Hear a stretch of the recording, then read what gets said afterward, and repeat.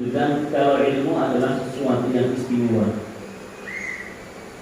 Kenapa Allah Subhanahu wa Ta'ala tidak mengajarkan kita untuk ya Allah tambahkanlah hartaku, tidak. Ya Allah tinggikanlah kedudukanku, jabatanku, tidak. Tapi Allah yang Allah ajarkan adalah Allahumma zidni ilma. Ya Allah tambahkanlah aku ilmu pengetahuan. Ini menunjukkan kalau ilmu pengetahuan memiliki kedudukan yang tinggi di sisi Allah Subhanahu wa Ta'ala dan merupakan sesuatu yang berharga bagi kita, khususnya umat Islam. Karena dengan ilmu kita bisa beribadah dengan baik, sebagaimana yang sering saya sampaikan. Ilmu lebih afdal dibandingkan ibadah, ya. Karena dengan ilmu kita bisa beribadah dengan baik. Tapi ibadah tanpa ilmu bisa jadi ibadahnya tidak akan sah.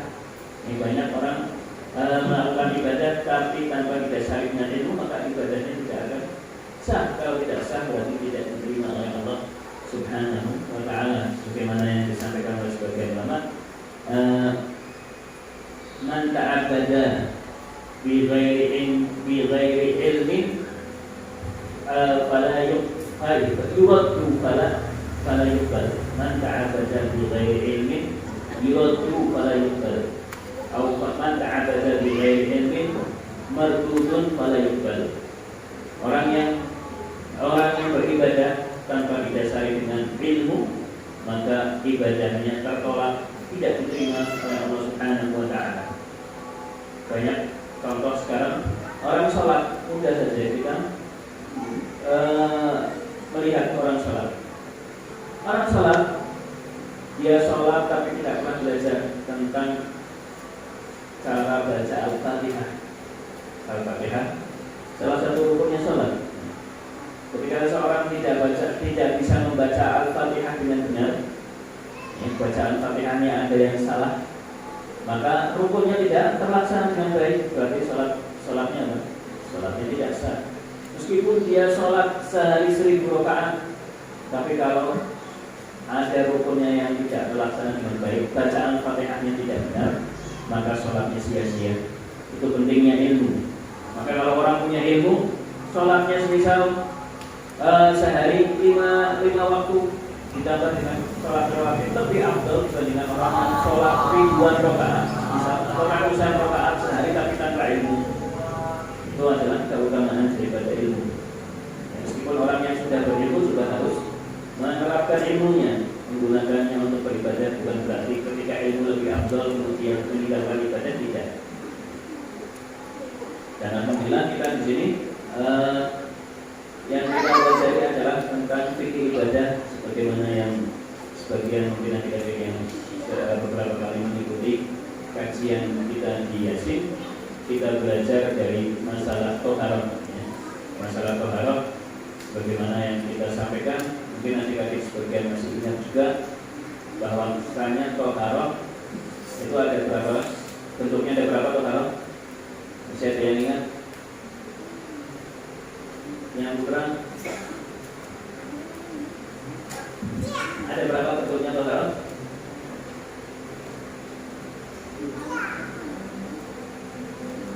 Tidak ada yang ingat yang mungkin? Toharoh itu bentuknya wudu, ya, mandi, tayamum, menghilangkan najis. Wudu, mandi, tayamum, menghilangkan najis. Kita sudah membahas bagian yang pertama. Jadi bagian yang pertama sudah kita bahas. Masalah wudu kita sudah bahas. Dari mulai fardunya wudu, kemudian syarat-syaratnya wudu, sunnahnya wudu sudah kita jelaskan. Perkara yang dimakruhkan saat kita wudu. Kemudian pada minggu yang lalu atau 2 minggu yang lalu kita jelaskan perkara yang makruh saat kita wudu. Kemudian perkara-perkara yang diharamkan bagi orang yang punya hadas kecil, dan juga kita jelaskan beberapa keadaan yang kita disunahkan wudu.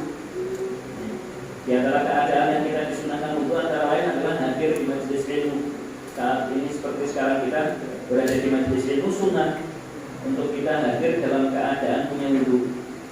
Kemudian membaca Al-Quran jika tidak menyentuh mushaf, kita juga sunnah untuk wudu atau zikir. Ketika zikir kita disunahkan untuk wudu. Dan ada beberapa keadaan yang sudah kita jelaskan pada minggu yang lalu, yang mana keadaan-keadaan tersebut kita disunahkan untuk wudu. Sekarang pembahasan kita pada pagi hari ini adalah bentuk toharoh yang kedua. Bentuk toharoh yang kedua adalah mandi. Mandi ini merupakan salah satu bentuk toharoh yang kedua dalam syariat kita. Mandi secara pengertian dalam syariat, mandi adalah meratakan air ke seluruh badan disertai dengan niat. Meratakan air ke seluruh badan disertai dengan niat. Kemudian mandi ini memiliki beberapa hukum. Mandi memiliki beberapa hukum. Ada kalanya mandi itu hukumnya wajib. Mandi wajib. Kapan mandi wajib? Apa itu mandi wajib? Mandi wajib adalah ketika seseorang mengalami jinabah. Sebagai nanti akan kita jelaskan. Mandi yang wajib adalah mandinya seorang yang mengalami jinabah atau seorang perempuan yang haid atau mengalami nifas. Ketika setelah berhenti dari nifas dan haidnya, maka wajib untuk mandi, namanya mandi jinabah, hukumnya wajib. Insyaallah akan kita jelaskan nanti. Yang kedua, ada mandi hukumnya sunnah. Seperti apa? Seperti mandi Jumat, mandi sholat Id, atau mandi untuk hadir sholat istisqa. Insyaallah akan kita jelaskan pada pertemuan sebelumnya. Di sini kita fokusnya adalah mandi yang disunahkan. Ada mandi yang hukumnya sunnah, yaitu mandi seperti mandi sholat Jumat, mandi sholat di hari raya Idul Fitri atau di hari raya Idul Adha. Ada mandi yang hukumnya mubah. Mandi hukumnya mubah yaitu mandinya seseorang untuk menyegarkan badannya tanpa disertai niat taqarrub ilallah, tanpa disertai niat taqarrub ilallah. Mandi saja tanpa ada niat apa-apa. Bagaimana hukum mandinya? Mubah. Ada hukum mandi yang diharamkan. Ada hukum mandi hukumnya haram tapi sah mandinya. Ada mandi hukumnya haram tapi sah, yaitu mandinya seseorang yang menggunakan air ghosoban. Mandinya seseorang menggunakan air yang dia gosok. Gosok itu apa? Gosok mengambil milik orang tanpa izin.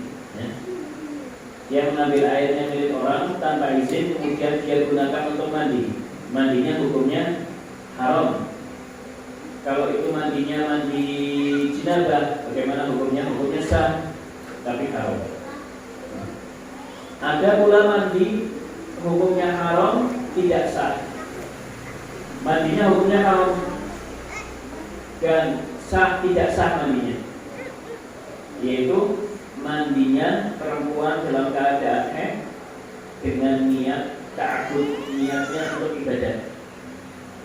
Misal ada perempuan dalam keadaan haid di hari raya Idul Fitri atau di hari raya Idul Adha. Kemudian dia mandi niatnya niat mandi hari raya Idul Adha. Hukumnya haram dan tidak sah mandinya. Ini sebagaimana yang akan kita jelaskan, di antara syarat-syarat mandi menjadi sah adalah seseorang tidak dalam keadaan haid dan tidak dalam keadaan nifas. Kalau mandi dengan niat untuk beribadah, beda kalau mandi hari-hari sehari-hari tanpa ada niat ibadah, tidak ada masalah. Tapi kalau mandinya dengan niat ibadah, ini yang menjadikan haram. Ini yang perlu kita perhatikan. Di sini ada berapa kali? Ada 5 5 hukum yang berkaitan dengan masalah mandi. Ada kalanya wajib, ada kalanya sunnah, ada kalanya mubah, ini ada kalanya haram, dan haram ini ada 2, ada haram hukumnya sah dan ada haram tidak sah. Sekarang yang berkaitan dengan mandi yang pertama. Tadi mandi yang pertama hukumnya wajib. Ini perlu kita ketahui. Jadi ada beberapa hal.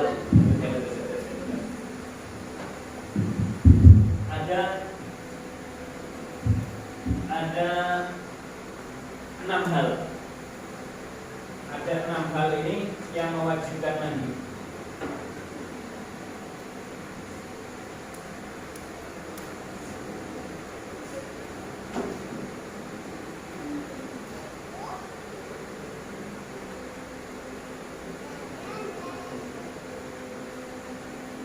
Ada 6 hal, ada 6 perkara yang menyebabkan seseorang wajib mandi.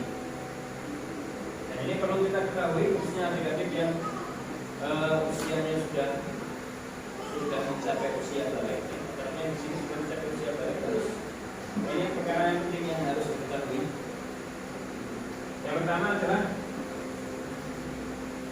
Yang pertama ini terjadi pada laki-laki dan terjadi pada perempuan.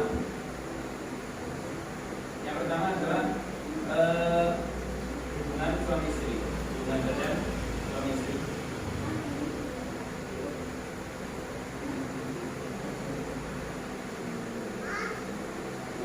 Yang kedua, ini keluar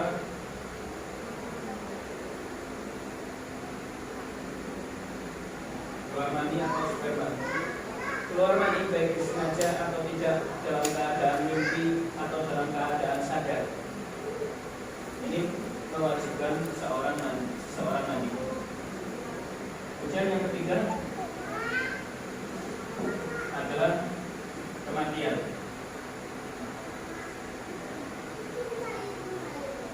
Tiga hal ini terjadi dialami laki-laki dan dialami perempuan. Sementara 3 yang sisanya hanya dialami oleh seorang perempuan. Jadi yang nomor 4 adalah haid. Yang kelima nifas. Yang keenam melahirkan.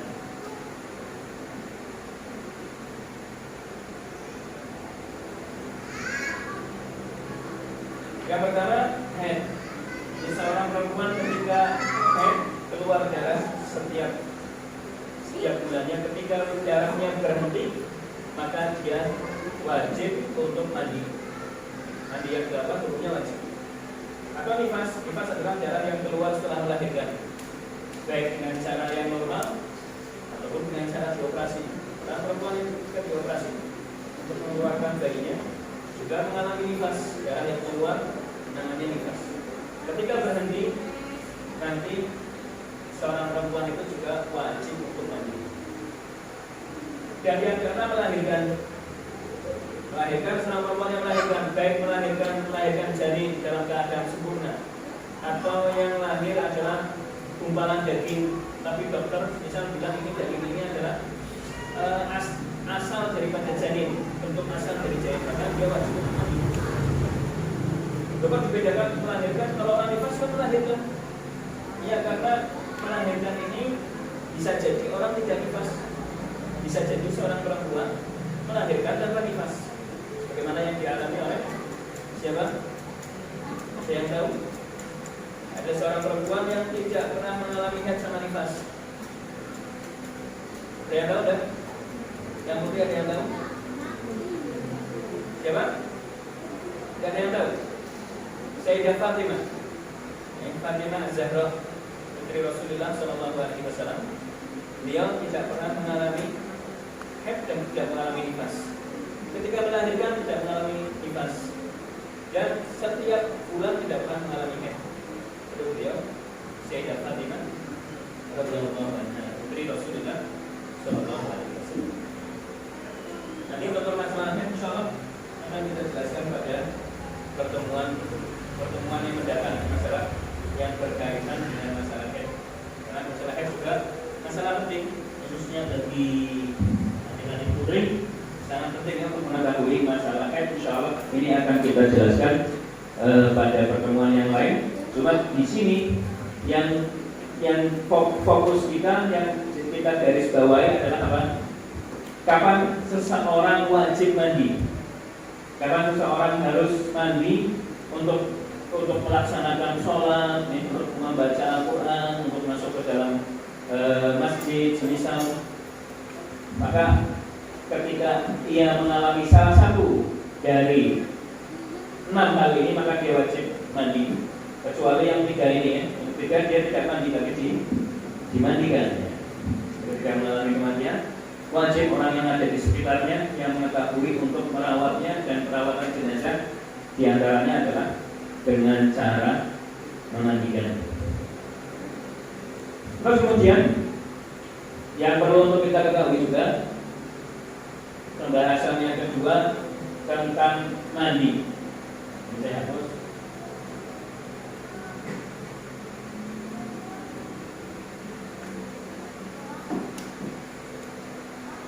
Yang kedua adalah tentang fardunya mandi. Apa itu fardu? Fardu adalah sesuatu yang harus kita lakukan saat kita mandi.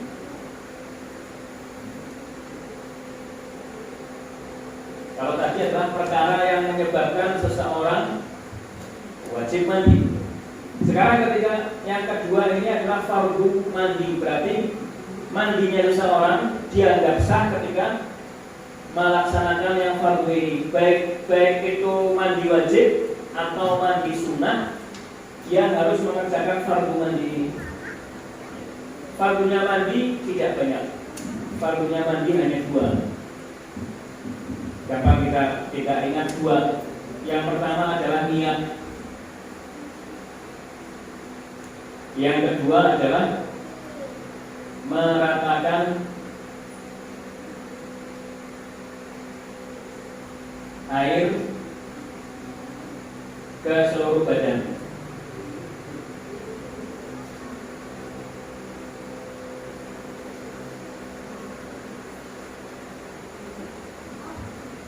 Dua hal ini harus dilakukan ketika seorang mandi, baik itu mandi wajib ataupun mandi sunnah.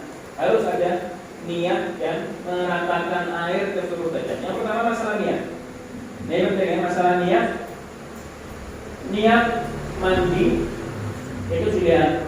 Kalau kita mandinya mandi wajib, maka niatnya adalah niat menghilangkan jenazah misalnya. Saya niat mandi untuk menghilangkan jenazah, atau saya niat mandi untuk menghilangkan hadas besar, atau saya niat mandi wajib. Kapan niat itu dilakukan atau di mana pertama niat dilakukan? Niat tempatnya dalam hati. Kapan waktunya melakukan niat? Saat kita pertama kali menyiramkan air ke badan kita, saat itu kita niat dalam hati. Saya niat menghilangkan hadas besar, atau saya niat menghilangkan jenazah, atau saya niat mandi wajib. Kalau mandinya mandi wajib, itu niat-niat yang berkaitan dengan mandi wajib. Kalau niatnya mandi sunnah, maka saya niat mandi sunnah Idul Fitri, saya niat mandi sunnah Idul Adha, atau saya niat sunnah mandi malam bulan Ramadan. Harus ada niat. Niatnya apa? Saat pertama kali kita menyiramkan air ke badan kita. Kemudian yang kedua fardu mandi harus meratakan air ke seluruh badan. Semua bagian badan kita yang luar, yakni rambut, ya, kulit, terus bagian telinga, terus kemudian bagian badan yang terlipat semisal telinga ataupun lutut, sikut, ini semua harus rata kena air.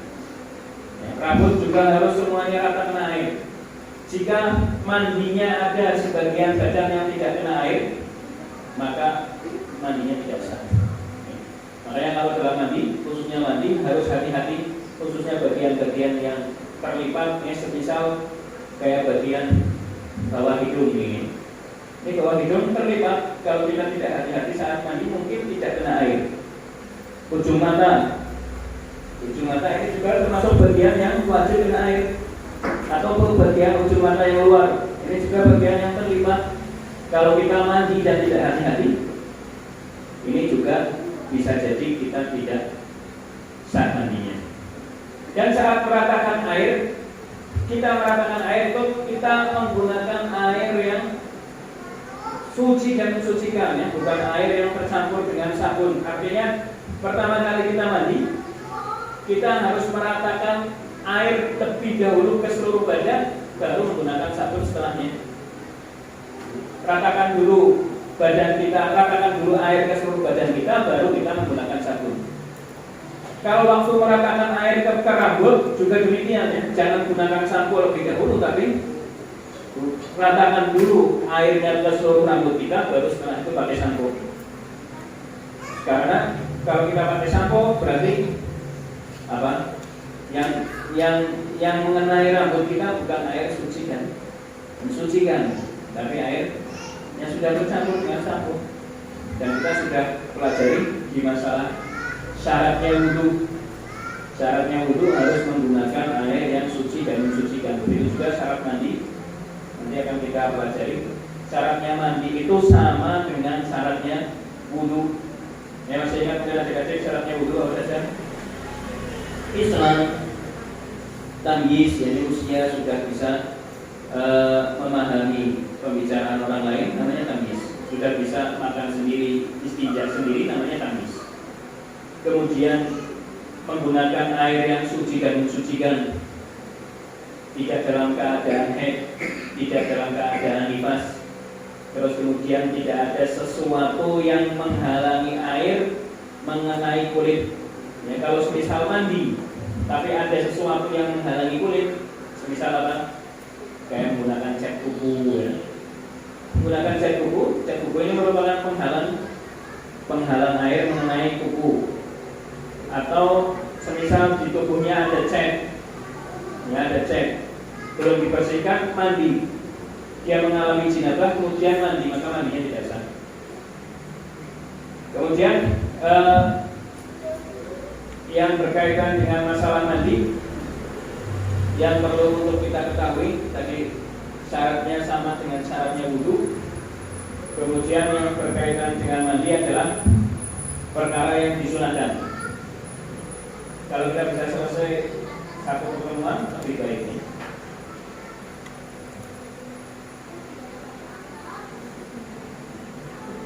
Perkara yang disunahkan, jadi ini yang wajib, ya, yang wajib saat kita kerjakan saat mandi. Kemudian apa saja yang disunahkan saat kita mandi? Jadi yang disunahkan saat mandi, sunah-sunah mandi ini.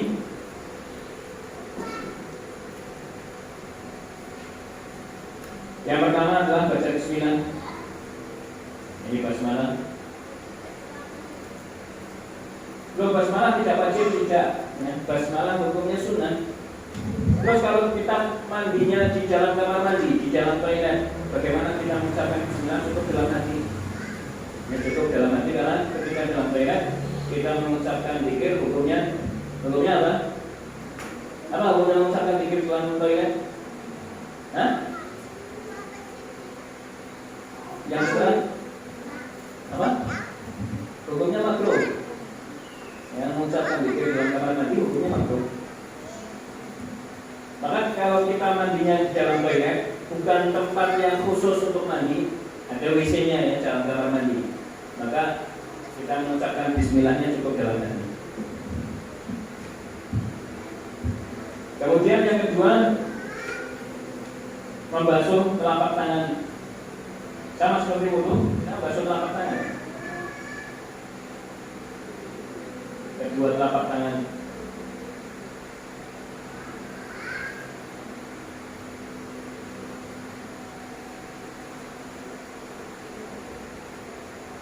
Yang ketiga, berkumur.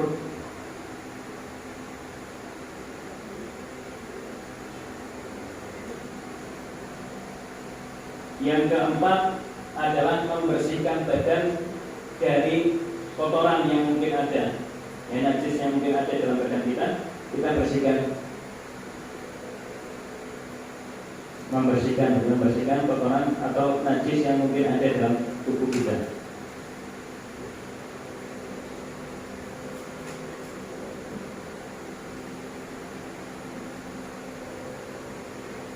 Khususnya di bagian kemaluan, ya, bagi orang yang jinabah atau mungkin perempuan yang haid atau nifas, bersihkan bagian kemaluan dan bagian-bagian selangkangan itu dibersihkan lebih dahulu, dan kemudian setelah yang kelima adalah wudu.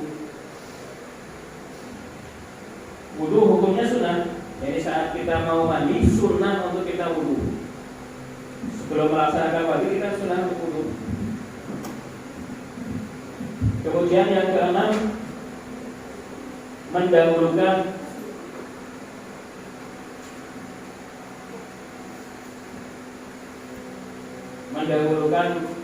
menyiram kepala.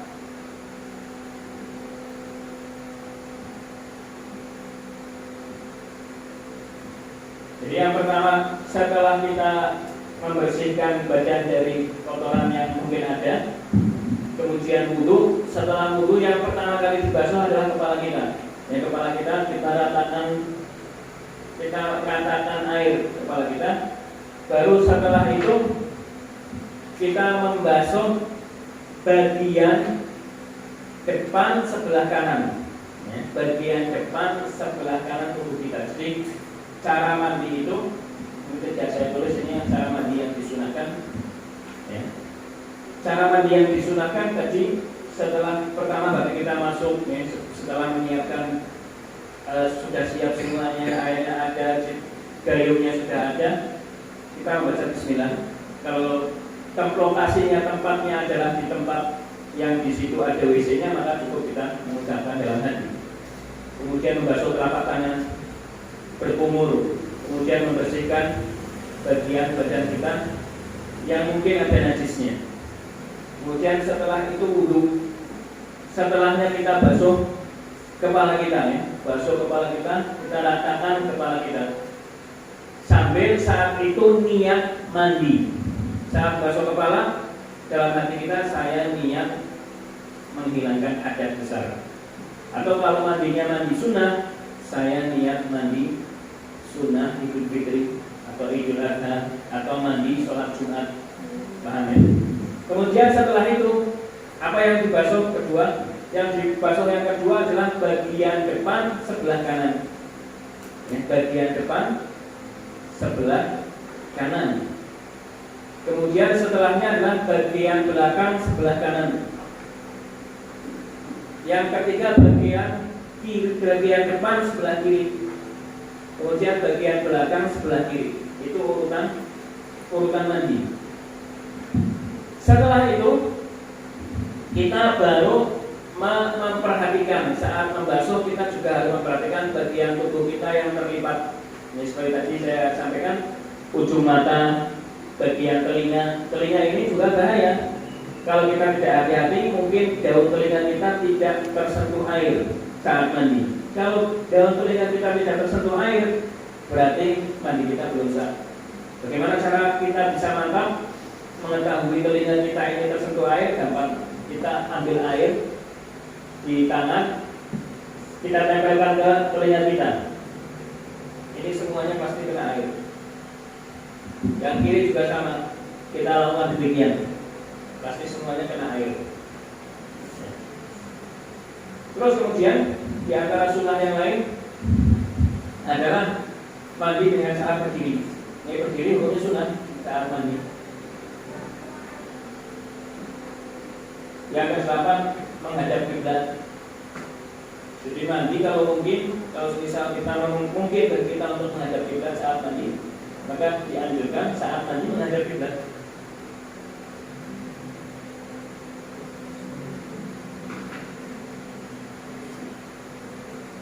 Yang ke-7 adalah menutup aurat.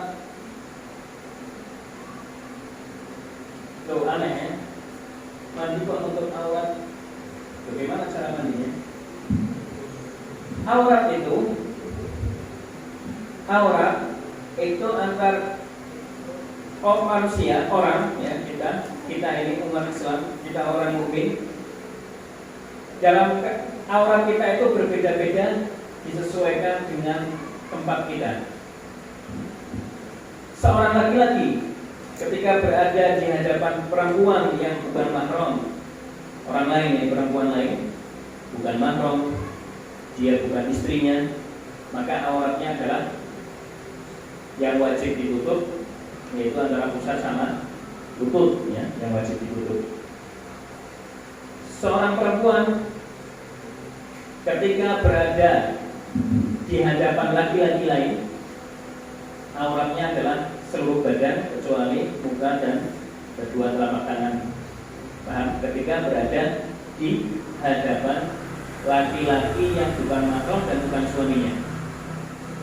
Ketika berada di hadapan laki-laki yang mahram, perempuan berada di hadapan laki-laki yang mahram, maka auratnya adalah pusar sama lutut. Jadi pusar sama lutut yang wajib ditutup ketika berhadapan dengan laki-laki yang punya hubungan mahram. Misal berada di hadapan anaknya, saudaranya, ataupun ayahnya, yang wajib ditutup adalah pusar sama lutut. Ketika berada di hadapan laki-laki, bapak yang tidak pakai kerudung tidak apa-apa, ya, karena yang wajib adalah tutup sama pusar.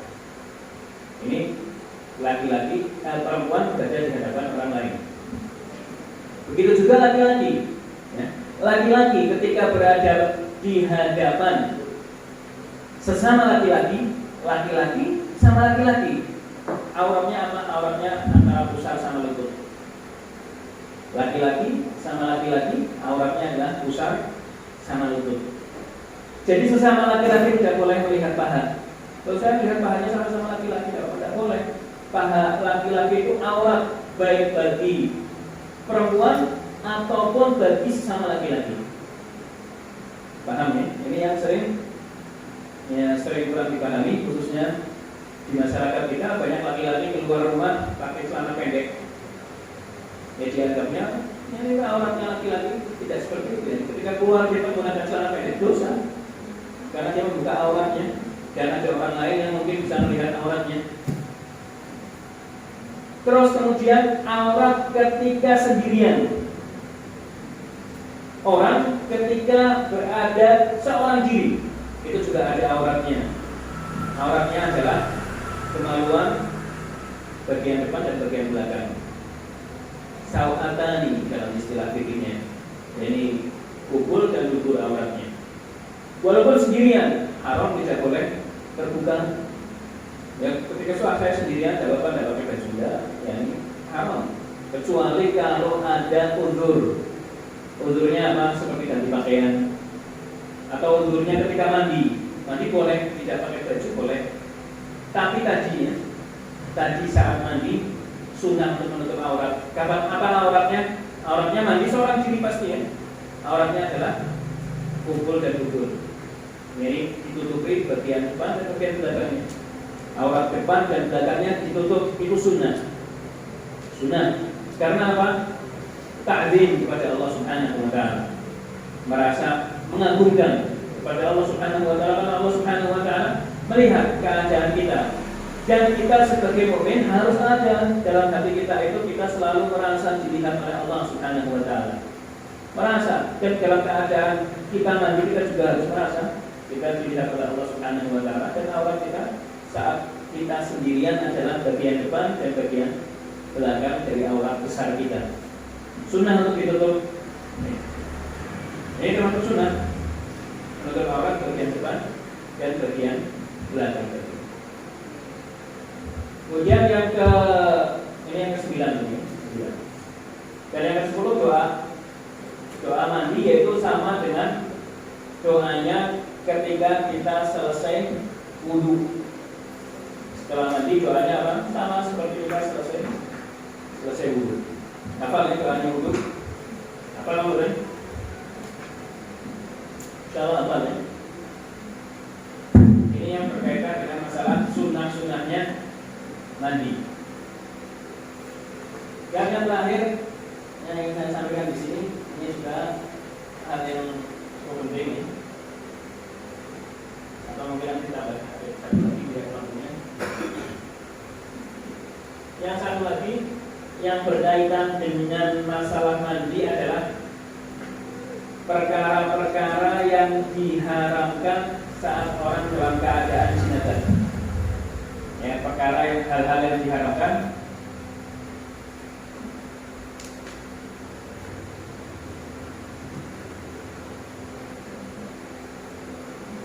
saat dalam keadaan hadas besar.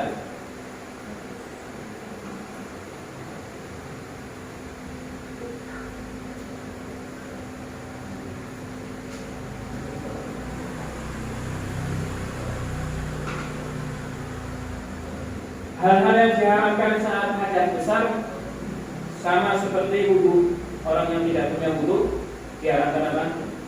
Sholat. Ya. Sholat haram bagi orang yang punya wudu, baik itu sholat sunnah ataupun sholat wajib. Kemudian yang kedua, tawaf. Ini sholat juga yang sama dengan sholat, ya, seperti sholat jenazah, sujud syukur, sujud tilawah haram bagi orang yang dalam keadaan hadas besar, sebagaimana diharamkan bagi orang yang dalam keadaan hadas kecil. Itu sudah kita jelaskan pada pertemuan yang terakhir. Kemudian tawaf juga haram bagi orang dalam keadaan hadas besar. Yang ketiga, menyentuh mushaf.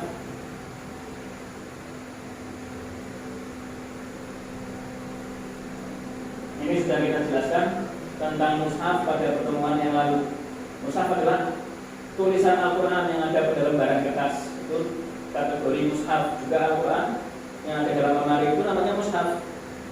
Nah, kalau seseorang dalam keadaan hadas kecil dan hadas besar, haram menyentuh Al-Quran yang ada itu dalam lemari. Atau juga dihukumi mushaf adalah HP kita. HP kita kalau ada aplikasi Al-Quran sedang terbuka, hukumnya juga mushaf. Orang dalam keadaan hadas kecil ataupun hadas besar, hukumnya haram menyentuh HP saat aplikasi Al-Qurannya terbuka. Ini sudah kita jelaskan pada yang pertemuan yang lalu. Mungkin adik-adik ada yang tidak hadir, sedikit saya singgung biar ada sedikit bisa memahami bukan maksud daripada mushaf. Kemudian yang keempat adalah membawa mushaf, hukumnya tidak boleh juga. Terus yang kelima adalah berdiam diri di masjid.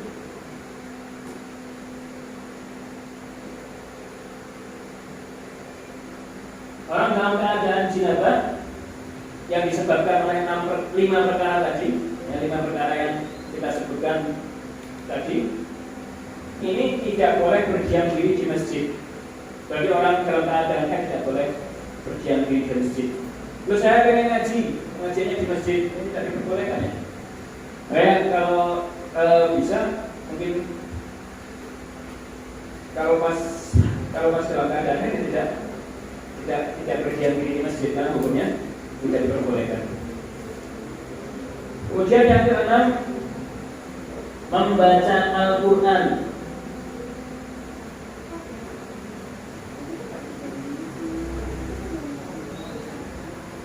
Membaca Al-Quran bagi orang dalam keadaan hadas besar tidak diperbolehkan, meskipun tidak tentu. Tapi dengan niat membaca Al-Quran, misalnya saya mau baca ayat kursi, tidak boleh. Kecuali kalau niatnya bukan membaca Al-Quran. Seperti apa? Seperti ketika kita naik kendaraan, kita baca doa Subhanalladzi sakhkhara lana hadza wa ma kunna lahu muqrinin wa inna ila rabbina lamunqalibun. Itu kan ayat Al-Quran. Kalau orang dalam keadaan jinabah atau dalam keadaan haid naik kendaraan, baca doa itu tidak apa-apa, karena niatnya bukan baca Al-Quran. Kalau niatnya baca Al-Quran, niat tidak diperbolehkan. Jadi orang dalam keadaan jinabah tidak diperbolehkan untuk membaca Al-Quran. Ini yang berkaitan dengan hadas besar, ya. Untuk perempuan yang haid ada juga tambahan, tidak diperbolehkan bagi yang haid atau nifas, ini tidak diperbolehkan puasa. Bahkan puasa hukumnya haram. Yang seorang dalam keadaan haid haram untuk berpuasa, baik puasa sunnah ataupun puasa wajib, tidak diperbolehkan. Dan yang kedua adalah melakukan hubungan badan suami istri juga tidak diperbolehkan. Hubungan suami istri juga tidak diperbolehkan saat nifas atau haid.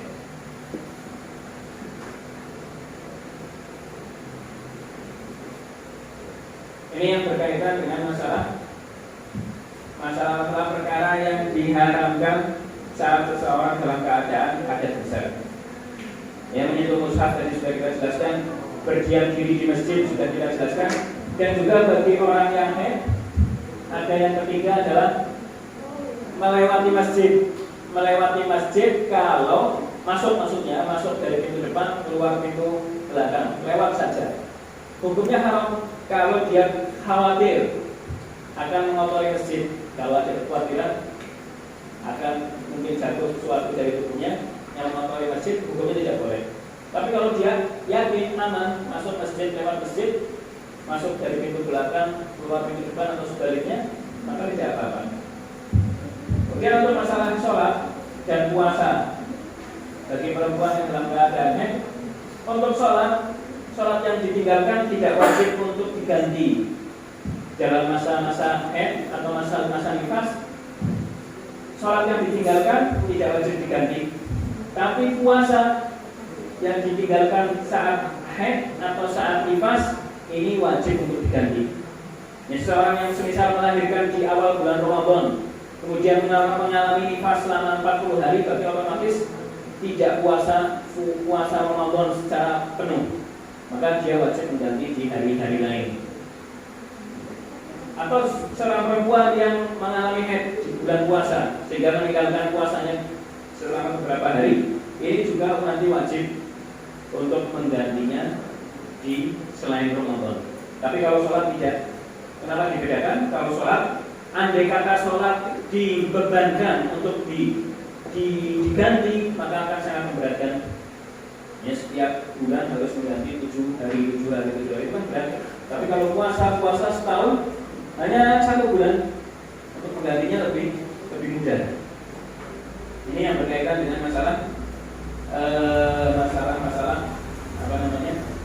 perkara-perkara yang diharamkan saat seseorang dalam keadaan jinazah atau dalam keadaan haid dan nifas. Mungkin satu pembahasan yang terakhir adalah mandi yang disunahkan. Ada beberapa mandi yang hukumnya sunah. Ada mandi yang hukumnya sunah. Yang pertama adalah mandi Jumat, mandi sholat Jumat. Mandi sholat Jumat ini disunahkan bagi orang yang menghadiri, orang yang akan menghadiri sholat Jumat sunah. Tapi kalau tidak akan menghadiri seperti perempuan tidak ingin menghadiri sholat Jumat, maka tidak disunahkan mandi. Atau laki-laki dalam keadaan musafir, yang sedang perjalanan, dia tidak ingin untuk mengerjakan sholat Jumat atau tidak bisa untuk mengerjakan sholat Jumat, maka tidak disunahkan untuk mandi. Yang kedua adalah mandi Idul Adha atau Idul Fitri. Sholat mandi Idul Hari Raya, mandi hari raya Idul Fitri dan Idul Adha. Hukumnya sunnah. Ini disunahkan baik orang yang akan menghadiri sholat Id ataupun yang tidak akan menghadiri sholat Id. Kalau waktu Idul Fitri sunnah mandi. Walaupun tidak sunnah, banyak kalau Idul Fitri biasanya orang mandi ya. Tapi yang jadi masalah mandinya tidak niat untuk ta'abbud, untuk takarrub ila Allah Subhanahu wa taala. Ini perlu kita ketahui, saat mandi Idul Fitri pun kita niat, kita sunnah, yang menjalankan sunnahnya yang dianjurkan untuk kita lakukan saat hari raya Idul Fitri atau Idul Adha. Kapan waktunya? Mulai tengah malam pagi atau tengah malam, setelah tengah malam subuh kita sunah untuk mandi. Kalau misal pagi tidak sempat, siangnya ya tetap disunahkan sampai matahari tanggal 1 Syawal tenggelam. Kemudian yang disunahkan juga mandi adalah setelah bekam. Setelah bekam. Setelah kita selesai bekam, sunah mandi. Yang keempat, setelah memandikan jenazahnya. Saat memandikan jenazah, setelah memandikan jenazah kita sunah mandi.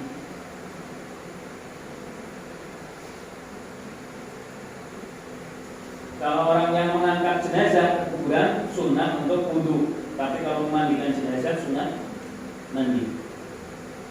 Kemudian yang kelima, yaitu di malam hari bulan Ramadan.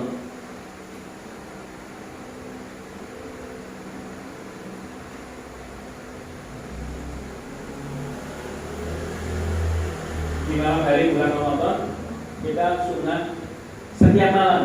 Jadi semisal selesai masuk waktu maghrib, sudah kita disunahkan untuk mandi di malam hari bulan Ramadan. Niatnya apa? Niat mandi malam hari raya malam bulan Ramadan. Ini diantara mandi yang disunahkan. Walaupun mandinya sunah, tetapi fardunya wajib dikerjakan. Fardu mandi apa? Niat dan meratakan air ke seluruh badan. Sebagian orang itu ada mandi sholat Jumat tapi tidak meratakan air ke seluruh badannya.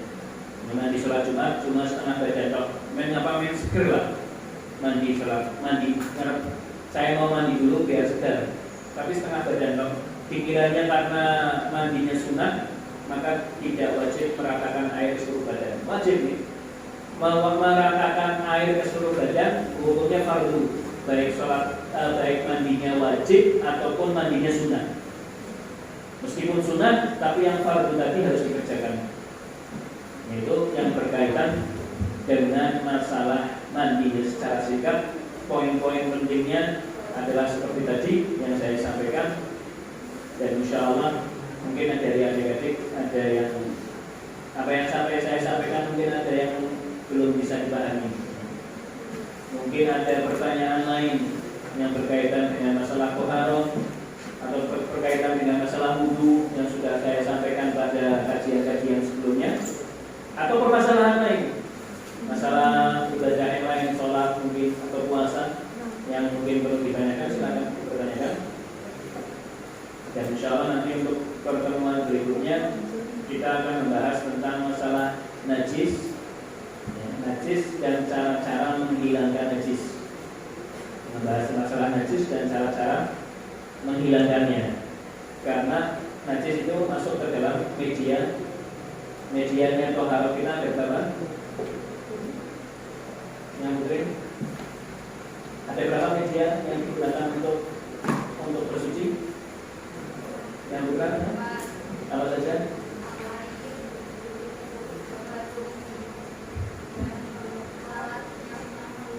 Ya, itu adalah